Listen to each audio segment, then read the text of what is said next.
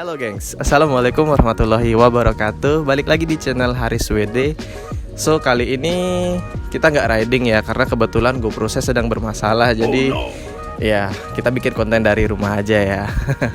Biasa tapi tetap pagi-pagi sebelum saya berangkat kerja. Nah, kali ini saya bakalan sharing mengenai motor second nih. Jadi berdasarkan pengalaman saya sebelumnya sekitar tahun 2009-2010 gitu. Hai, biarin ya, ada sohib. Jadi pengalaman dari 2009-2010 itu mengenai motor second. Saya pernah beli motor second. Waktu itu ternyata kendaraannya tuh nggak sebaik itu gitu.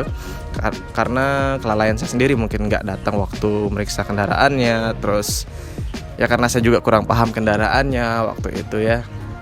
Jadi kondisinya tuh kayak remnya nggak oke, kondisi bodinya nggak oke, ya banyaklah, jadi keluar duit gitu untuk perbaikan lagi. Nah, supaya kalian nggak mengalami hal yang sama seperti saya, jadi inilah dia, saya share tips-tipsnya. Oke, tips yang pertama. Tips yang pertama adalah kenali harga pasarannya nih. Jadi kalian harus survei dulu berapa harga pasaran kendaraan yang kalian incar. Misalnya kalian ingin beli motor ADV nih ya, paling gampang. Ya, kalian harus lihat dulu harga pasarannya, apakah terlalu mahal ataupun terlalu murah gitu. Jadi kalau terlalu mahal itu kalian perlu cek apakah kendaraan ini sudah ada modifikasi tertentu yang membuat harganya jadi mahal gitu. Misalkan ganti velg atau part-part yang lebih mahal, kayak pakai apa sih namanya, bar-bar di sini tuh, terus pakai lampu ya kan, jadi mahal kayak gitu. Ataupun murah, kenapa? Apakah motor ini ada kerusakan yang sehingga kalian harus tanggung nantinya kayak gitu. Itu jadi harus kalian periksa baik-baik ya, jangan sampai terkecoh dengan harga gitu. Oke, tips yang kedua. Tips yang kedua ini berkaitan dengan surat-surat dan legalitas nih. Jadi ketika kalian datang misalnya pengecek kendaraan, kalian harus minta STNK dan PPKB-nya. Jadi kalau misalkan STNK-nya nggak ada, ya repot, kalian harus mengurus ke sana kemari untuk menerbitkan STNK itu lagi. Pastikan pajaknya juga hidup. Jangan sampai pajaknya mati setahun, mati 2 tahun, karena pasti kena denda, rugi ya kan. Nah, kemudian BPKB. Kalau BPKB nggak ada, otomatis motor kalian bodong. Oke, kalian bisa pakai motornya selama STNK-nya masih ada. Tapi ketika kalian harus perpanjang ini, wah itu ribet banget gitu. Saya pernah dengar dari polisi gitu ya, BPKB memang bisa diterbitkan lagi ketika memang hilang BPKB-nya. Tapi tentu saja panjang prosesnya, itu sangat rumit gitu. Lebih baik pastikan keduanya ini ada ya. Oke, lanjut tips yang ketiga. Yang ketiga ini adalah pastikan kalian periksa unit ini secara langsung. Dalam artian kalian datang ke showroom atau perorangan yang menjual ya. Jangan kalian percaya dari video ataupun dari WA, dari foto apa segala macam, karena otomatis detail yang kecil dari kendaraan tersebut tidak akan kalian lihat gitu loh. Biar kalian gak rugi nantinya, datang langsung bareng teman kalian ataupun keluarga kalian yang lebih paham dari kalian. Kalau memang kalian paham, it's okay untuk datang sendiri. Tapi kalau kurang paham, datang dengan teman ataupun keluarga yang kalian percaya ya, supaya mereka bisa memberikan kalian masukan-masukan atau saran terhadap kendaraan yang kalian akan beli. Gitu. Mengenai teman yang dipercaya ini saya cerita sedikit nih ya.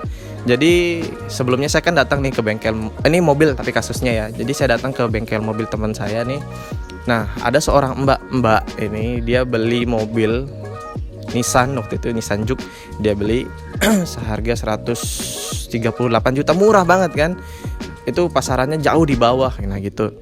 Dia datang, dia bilang dengan keluarganya dan 2 orang lainnya gitu. 2 orang lainnya ini kayaknya teman dari keluarganya ini gitu, dan mengatakan oke, bagus kendaraannya, oke, bla bla bla bla gitu ya. Nah, tapi ternyata ketika kendaraannya sudah dibeli, berjalan sekitar hanya 4 jam. Hanya 4 jam dari dia beli, mesinnya ambrol, jebol. Kenapa? Radiatornya kering. Ya, jangan sampai kejadian hal tersebut.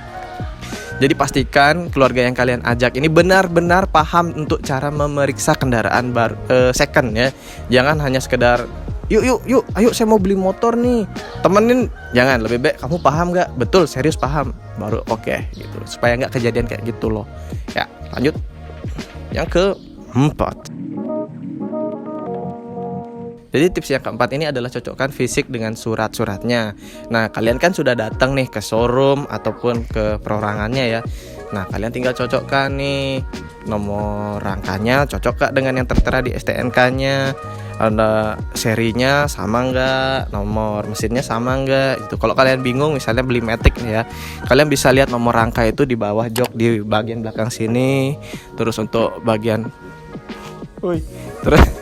terus untuk bagian nomor mesin tuh ada di bagian bawah mesin di sebelah kanan kayak gitu, dia di bawah biasanya. Nah, itu harus cocok. Kenapa? Karena kalau nanti ketika kalian memperpanjang itu terus nggak cocok, ya otomatis repot kan. Karena mesin kan harus digosok, itu nomor mesin, nomor rangka harus sesuai semua. Itu pastikan sesuai ya.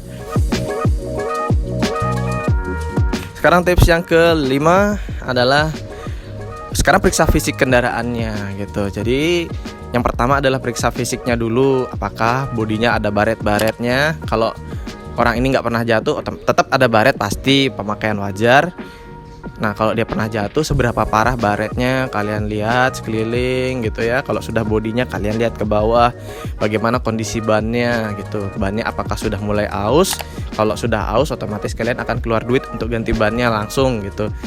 Kemudian periksa velgnya, apakah velgnya ini ada peang kayak gitu ya kan. Jadi biar nggak merepotkan kalian nanti untuk perbaikan lagi. Terus yang terakhir periksa olinya, apakah olinya ini sudah diganti atau belum. Tapi saran saya ketika kalian beli motor baru lebih baik ganti olinya. Semua oli, baik oli mesin, oli gardan itu diganti. Kenapa? Supaya memudahkan kalian untuk mengingat nih kapan harusnya kalian mengganti oli di periode berikutnya kayak gitu. Alright, kemudian yang terakhir adalah test ride. Test ride ini menurut saya part yang paling penting dari kalian memeriksa kendaraan. Kenapa? Nah, karena kalian akan memeriksa kondisi mesinnya. Ketika kalian menyalakan mesin, kalian akan mendengarkan apakah ada suara-suara aneh dari kendaraan tersebut, kayak suara-suara kasar dari mesinnya misalkan, atau dari CVT-nya. Itu otomatis ada part yang sudah aus yang harus kalian ganti di situ. Terus ketika kalian mengendarainya, apakah feeling mengendarainya itu sudah oke? Bagaimana pengeremannya? Apakah masih baik? Kelistrikannya, lampu, rating ya, kayak gitu. Kemudian kalian jangan lupa untuk periksa akinya gitu. Karena misalnya kalian beli unit 2 atau 3 tahun yang lalu, otomatis umur akinya akan berkurang kan.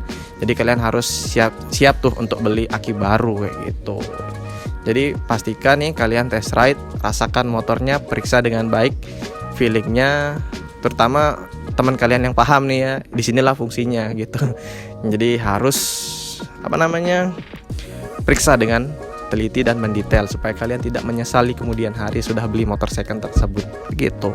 Oke, jadi itu aja tips yang bisa saya bagikan pagi hari ini. So, jangan lupa klik subscribe, like, serta komen video ini ya, dan share pastinya ke teman-teman kalian biar makin banyak yang tahu kalau channel ini ada.